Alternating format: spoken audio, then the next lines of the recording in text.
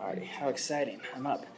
All right, so I'm going to get straight to the point. The changes this commission has proposed are changes that you should not even be entertaining. This should not even be a point of discussion in the community at this time or even at all. The people of Kootenai County have no need for 2 extra commissioners and the additional costs that naturally come along with fabricating 2 extra unnecessary positions. In regards to creating the position of a county manager, I'd like to remind you of a very important precedent.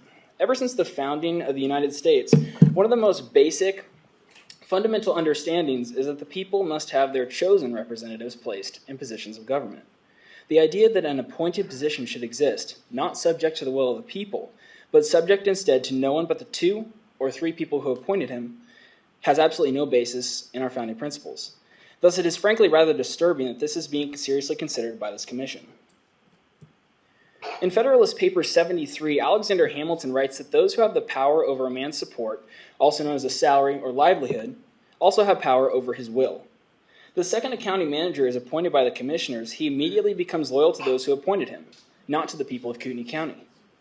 After all, if his job depends on making the commissioners happy and obeying their every beck and call, he will simply acquiesce to every demand, never pushing back against any foolish or detrimental orders put forth by the commissioners.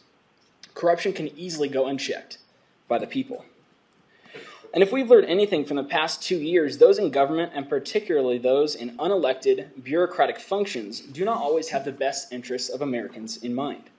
We've also learned how incredibly vital it is to have good elected representatives in local government positions, because they are closest to the people and are supposed to be the most in tune with the wishes of the people.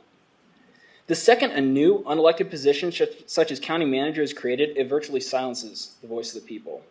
And the overwhelming majority of people who have come to this meeting tonight are clearly concerned about this commission's proposals. And from what I've seen and heard, virtually everyone has strongly opposed it. So my fervent hope is that not one of you is going to sit there and completely disregard and blatantly ignore the will of the people. If the voice of the people has any bearing whatsoever on this commission, this proposal must by no means move forward and, in fact, should be dead in the water right now.